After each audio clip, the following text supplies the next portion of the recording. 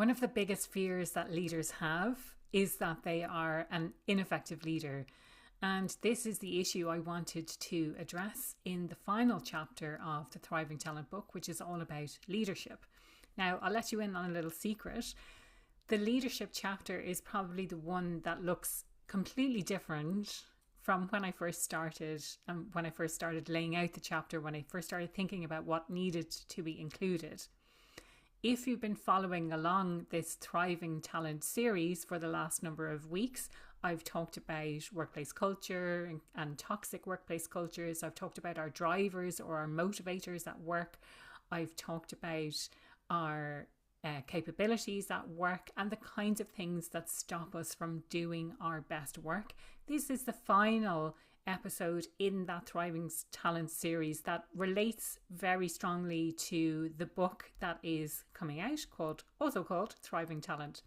This is the Happier at Work podcast. I'm your host, Aoife O'Brien, and today I'm going to share some insights that I learned in my leadership journey, especially the research that I've done as part of this book. I would love to know what's one thing that you are going to do differently after listening to today's episode. You can get involved in the conversation by dropping me an email to podcast@happieratwork.ie or get involved in the conversation over on LinkedIn, which is where I am most active on social media.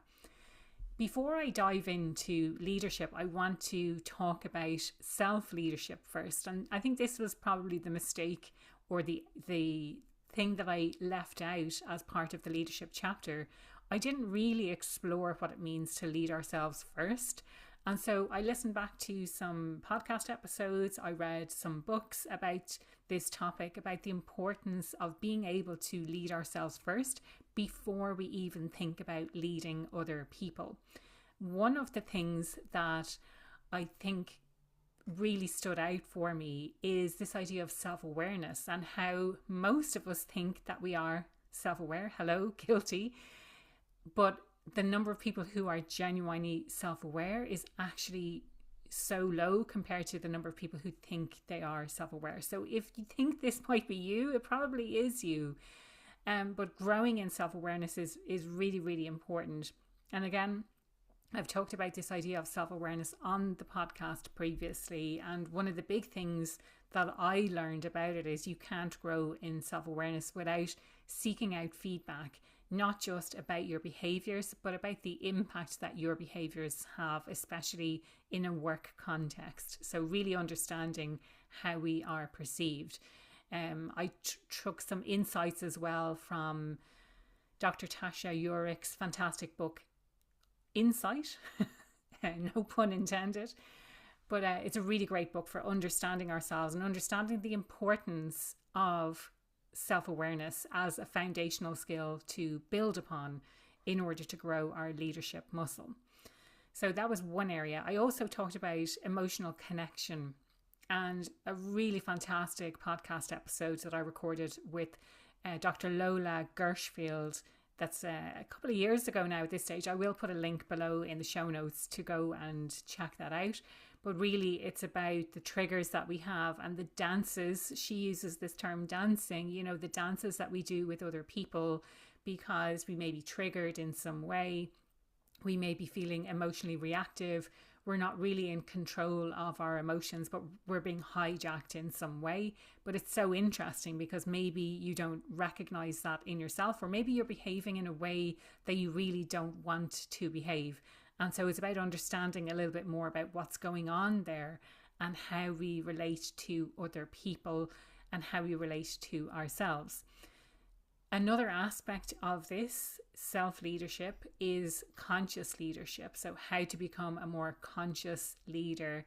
And again, I've taken insights from another fantastic podcast episode that I recorded with Ian Hatton. I will put a link below in the show notes to go and check that out. It's well worth checking that episode out. And it talks about some specific behaviors and making a towards move versus an away move. So there are specific behaviors that are associated with conscious leadership. Things like working in your zone of genius rather than just merely working in your zone of excellence or your zone of competence is one example. And things like gossiping. That would be moving away from being candid with people. So that's a below the line, I think they call it, a below the line move versus an above the line move. And we want to focus on living and our behaviors being above the line. It's really interesting. I go into a bit more detail in the book, but it's an interesting way to look at it and to look at our behaviors. And it's not saying that one way is wrong. It's just a framework. It's just a way of seeing how am I behaving, and is it in line with how I want to be perceived, with how I want to behave. So it gives us a way and a frame of reference of thinking about these things. So definitely go and check out that full podcast episode. And like I say, I go into a bit more detail about this in the book. And then I go on and talk about leading other people.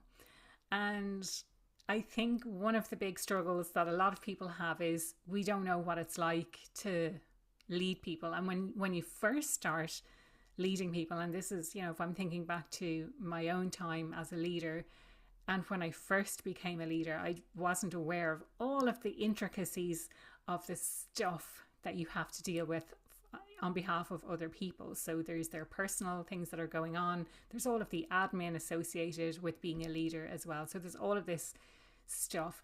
And there's a lot of things that can get in the way. And I think if we address some of those emotional things, the things, when we're under pressure, especially, and we become very reactive. We're not necessarily managing our emotions, but we're becoming reactive rather than responding in a mature way, in a non-emotional way. I share some personal examples of a really fantastic boss that I had. I pick out some core insights from Liz Wiseman's book, Multipliers, which is a really great book for understanding the impact that managers have. So you're either a multiplier or a diminisher. And one of the manager's examples that I shared was Caroline, who was my best boss I think I've ever had. And she used a coaching approach with me. She asked me questions to help me solve a problem, which had a double effect. It made me feel really empowered, and it also made me feel like I could solve my own problem. But at the same time, it showed me that she can help me to solve my problem as well. So it kind of had that double effect, which is really positive. I also share some examples from 3 terrible bosses that I had, but also lots of examples from other people and their terrible bosses and their experiences of having a terrible boss. I talk about, some of the characteristics of a good boss versus a bad boss. A good boss being someone who empowers others, someone who delegates, who gives other people opportunity to grow and expand, versus a bad boss who maybe hoards information, who maybe is micromanaging. And I'm trying to think of some examples in my situation. I think there was a lot of micromanagement. That's what I didn't really like, or things like saying one thing and behaving in a very different way. So those were things that really frustrated me at work. The thing to say about bad bosses is, I think when I did some research, there was maybe one person across all social media channels, when I was doing research on this, one person who said that they had never experienced a bad boss. So if you have ever experienced a bad boss, you are definitely in the majority of people. So I, as I mentioned, have experienced 3 terrible bosses. There were some, probably other ones that have been average as well. The other really important thing to say when it comes to bosses is, and bad bosses especially, it's not that they are intentionally behaving in that way, that they don't necessarily want to be a bad boss. I don't think people wake up in the morning and think, whose life am I going to make miserable today? But it's more that they are under pressure, they haven't been trained. There's all of these reasons. So if we can put ourselves in the mind of a bad boss and try and, see things from their perspective, it might help to alleviate. The other thing that might really help is some training and some growth around self-awareness as well. So that's all I have to say about leadership. If you want to know more about leadership, about any of the other topics that I've talked about in this series, then definitely go and check out the book. You'll find it at thrivingtalentbook.com. And I would love to know what's one thing you're going to do differently after listening to today's episode.